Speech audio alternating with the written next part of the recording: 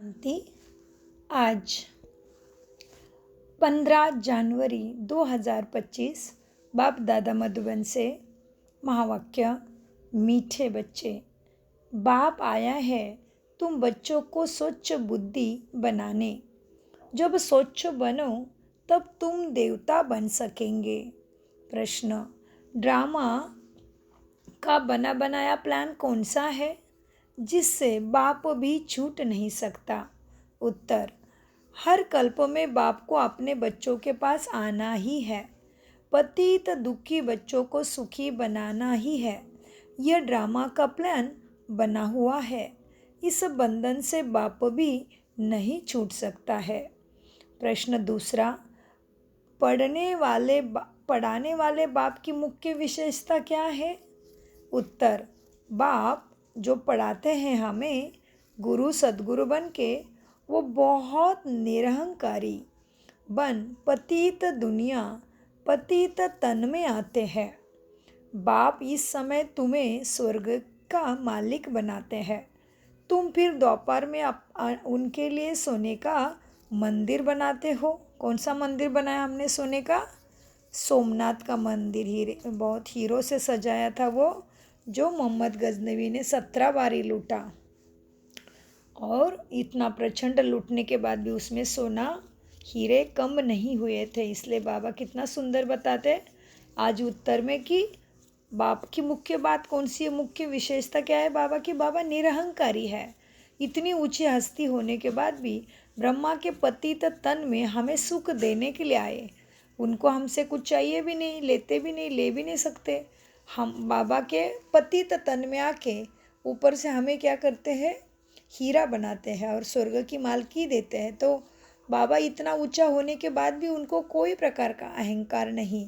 और आज देखते हैं हम मनुष्य के पास थोड़ा पद, पोजीशन, प्रतिष्ठा है तो मनुष्य कितना अहंकारी बनता है।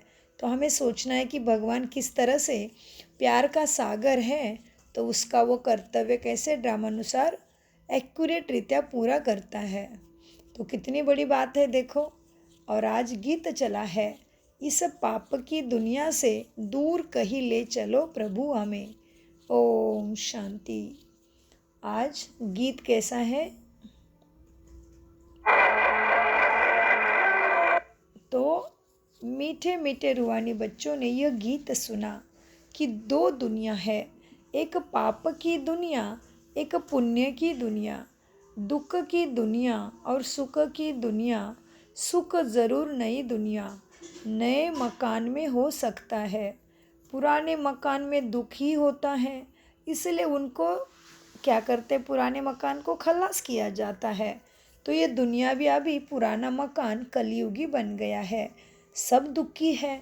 फिर नए मकान में सुख में बैठना होता है, तो अभी नया मकान सतयुग बन रहा है सबके लिए। हाँ, मुक्ति धाम भी जाएंगे, जीवन मुक्ति में भी जाएंगे। तो बाबा कहते अभी मकान में, नए मकान में सुख में बैठना होता। अब बच्चे जानते हैं भगवान को कोई मनुष्य मात्र नहीं जानते। रावण राज्य होने कारण बिल्कुल ही पत्थर बुद्धि, तमोप्रधान बुद्धि हो गए हैं। बाप आकर समझाते हैं मुझे भगवान तो कहते हैं, परंतु जानते कोई भी नहीं कि भगवान क्या करते हैं। भगवान को नहीं जानते तो कोई काम के रहे ही नहीं। बाबा क्या कहते हैं? तुम्हारी बुद्धि अगर भगवान को ही नहीं जानते तो क्या काम के रहे? दुख में ही है प्रभु, हे ईश्वर कह पुकारते हैं। परंतु वंडर है ना कि एक भी मनुष्य मात्र पुकारते तो ज़रूर है, लेकिन बेहद के बाप रचता को नहीं जानते। कह देते हैं वो सर्वव्यापी है, कच्च मच्च में परमात्मा है। यह तो परमात्मा की ग्लानि करते हैं, बाप को कितना डिफेम करते हैं। इसलिए भगवान वाच है, जब भारत में मेरी और देवी देवताओं की ग्लानि करते करते सीढ़ी उतरते सभी तमोप्रधान बन जाते, तभी मैं आता हूँ। ड्रामानुसार बच्चे कहते हैं इस पाठ में फिर भी आना पड़ेगा। बाप कहते हैं ये ड्रामा बना हुआ है, मैं भी ड्रामा के बंधन में बंधा हुआ हूँ। इस ड्रामा से कोई भी छूट नहीं सकता। मुझे भी पतित को पावन बनाने आना ही पड़ता, नहीं तो नई दुनिया कौन स्थापन करेगा। बच्चों को रावण राज्य के दुखों से छुड़ाए नई दुनिया में कौन ले जाएगा। भले इस दुनिया में ऐसे तो बहुत ही धनवान मनुष्य है, समझते हैं हम तो स्वर्ग में बैठे हैं। धन है, महल है, एरोप्लेन है, परंतु अचानक ही कोई बीमारी हो पड़ते हैं, घर बैठे बैठे मर जाते हैं। कितना दुख होता है। उन्हों को यह पता नहीं कि सतयुग में माना स्वर्ग में कभी भी अकाले मृत्यु होती नहीं, दुख की बात ही नहीं। वहाँ आयु भी बड़ी रहती है, यहाँ तो अचानक मर जाते हैं। सतयुग में ऐसे बातें होती नहीं। वहाँ क्या होता है यह भी एक्यूरेटली कोई नहीं जानते कि सतयुग स्वर्ग हेवन पैराडाइज करके याद तो करते हैं, लेकिन वो है क्या चीज़ यह कोई नहीं जानते। कितनी कमाल की बात है। देखो, कोई मरता है तो कहते स्वर्गवासी हुआ। अभी स्वर्ग में वास करने के लिए, स्वर्ग रहने जाने के लिए स्वर्ग तो पता होना चाहिए ना, कहाँ है उसका एड्रेस। तो बाबा कहते कितनी वंडरफुल बात है, याद करते हैं, लेकिन वो चीज़ है क्या कुछ भी नहीं जानते। बाबा कहते देखो बच्चे, कितने तुच्छ बुद्धि बने हैं। भगवान को पुकारते हैं, फिर उसकी निंदा करते हैं। भगवान करता क्या है, उसको मांग रहे मतलब वो देता होगा, फिर वो कैसा देता है कुछ भी नहीं जानते, तो तुच्छ बुद्धि हो गए हैं। मैं आकर इन्हों को स्वच्छ बुद्धि बनाता।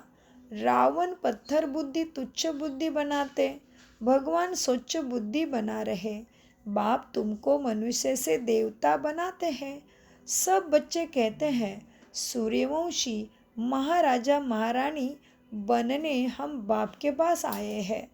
एम ऑब्जेक्ट सामने खड़ा है, नर से नारायण बनना है। यह है सत्यनारायण की कथा।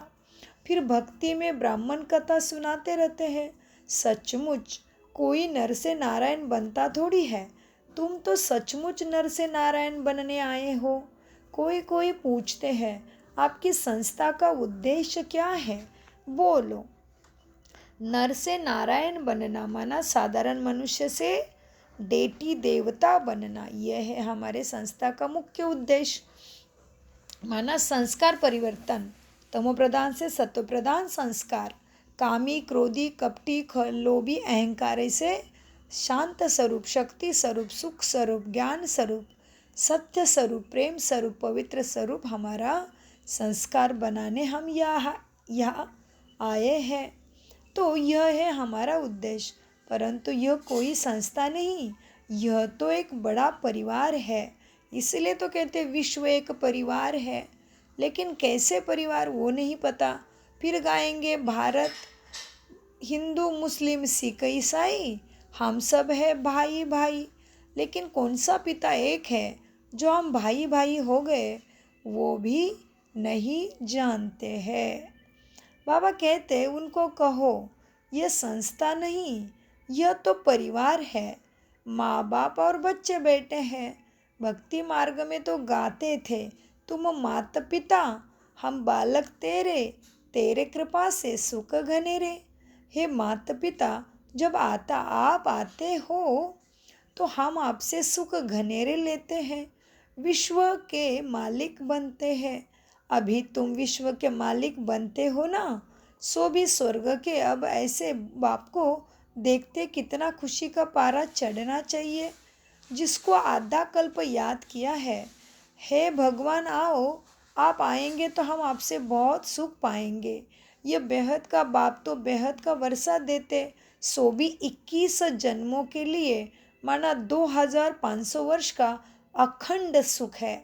बाप कहते हैं मैं तुमको देवी संप्रदाय बनाता हूँ, रावण आसुरी संप्रदाय बनाते हैं। मैं आदि सनातन देवी देवता धर्म की स्थापना करता। वहाँ पवित्रता के कारण तुम्हारी सतयुग में स्वर्ग में आयु भी बहुत बड़ी रहती है। यहाँ है भोगी, अचानक मरते रहते हैं। वहाँ योग से वर्षा मिला हुआ रहता है। आयु भी तुम्हारी 150 वर्ष रहती है। अपने समय पर ही शरीर वृद्ध होने से छोड़ दूसरा शरीर लेते हैं। तो यह नॉलेज बाप ही बैठकर तुम्हें देते हैं। भक्त भगवान को ढूंढते हैं, समझते शास्त्र पढ़ना, तीर्थ व्रत माला करना, ये सब भगवान से मिलने के रास्ते हैं। बाप कहते हैं, मीठे बच्चे ये रास्ते ही है नहीं। क्या समझते सब? हम भगवान को मिलने के लिए क्या करें? शास्त्र करें, पूजा करें, पाठ करें, व्रत करें, तीर्थ करें, माला करें, जप तप करें। ये करने से भगवान मिल जाएगा कहते हैं ना। लेकिन बाप कहते हैं ये रास्ते है नहीं मुझे मिलने के। रास्ता तो मैं ही बताऊंगा। मेरे को कैसे मिलना है मैं ही बताता हूँ ना।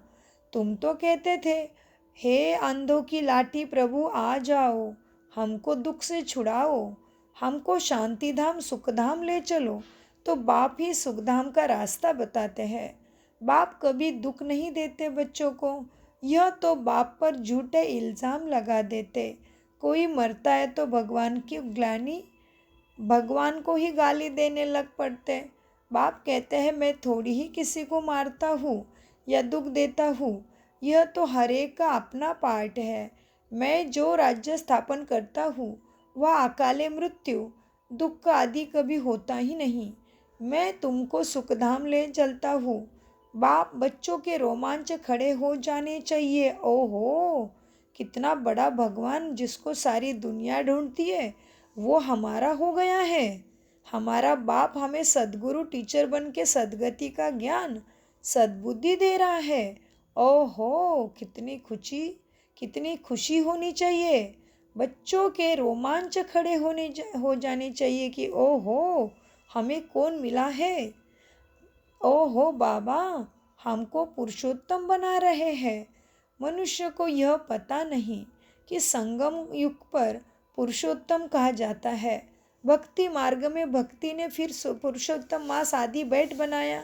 वास्तव में है पुरुषोत्तम युग, जबकि बाप आकर तुम्हें ऊंचे ते ऊंचा बनाते हैं। अभी तुम पुरुषोत्तम बन रहे हो। सबसे ऊंचे ते ऊंचे पुरुषोत्तम है लक्ष्मी नारायण। मनुष्य तो कुछ भी समझते नहीं। चढ़ती कला में ले जाने वाला एक ही बाप है।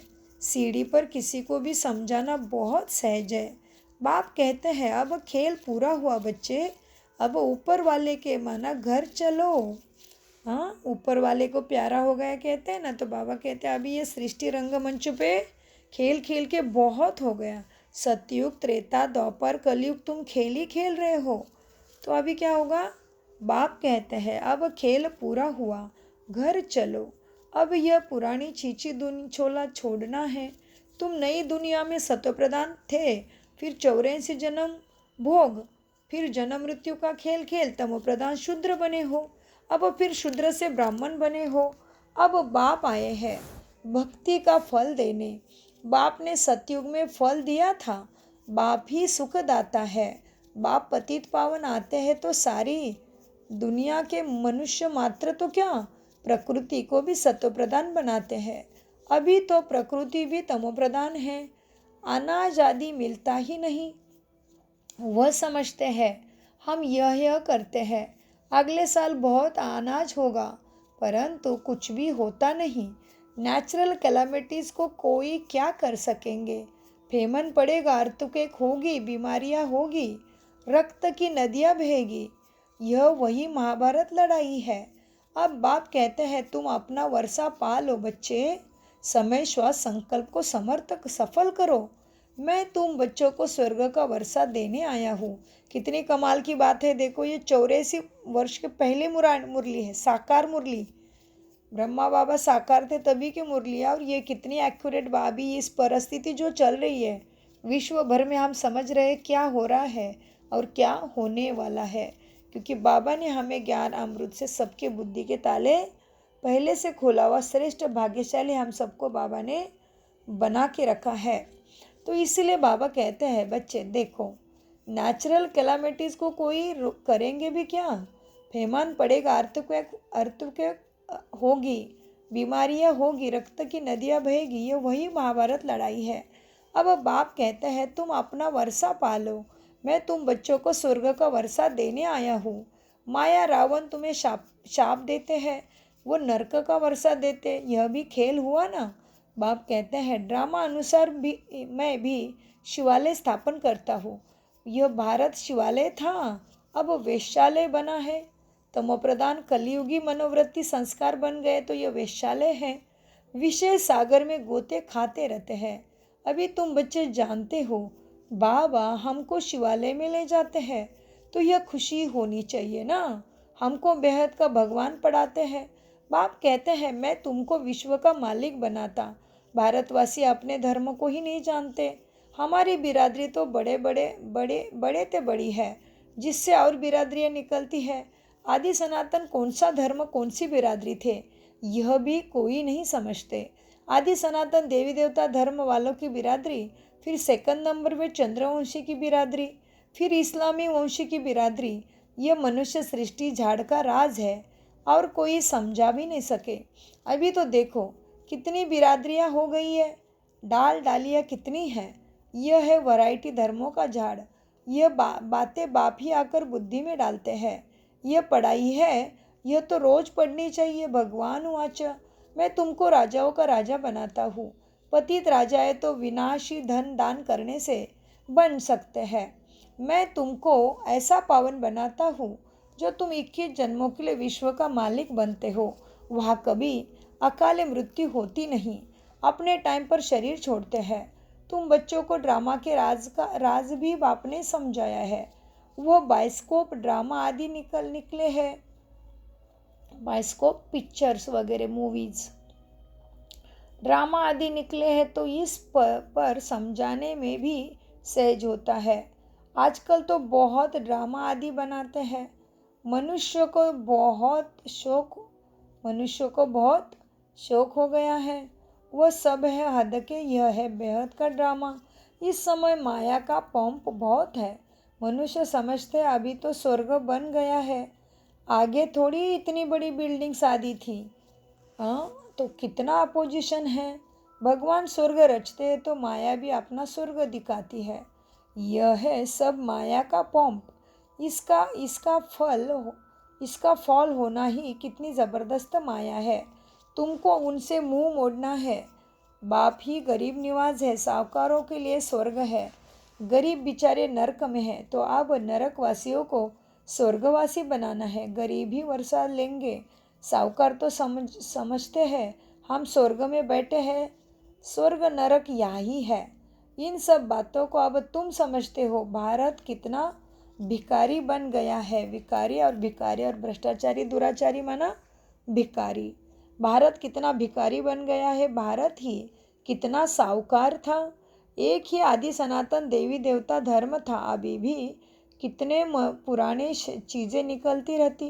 कहते हैं इतने वर्ष की पुरानी चीज़ हड्डियाँ निकालते। कहते हैं इन लाखों वर्ष की इतने लाखों वर्ष की है। अब लाखों वर्ष की हड्डियाँ फिर कहाँ से निकल आ सकती है। उनका फिर दाम भी कितना रखते हैं। बाप कहते हैं मैं आकर सबकी सद्गति करता। मैं ब्रह्मा में प्रवेश कर आता हूँ। ये ब्रह्मा साकारी है। यही फिर सूक्ष्मतनवासी फरिश्ता बनते हैं।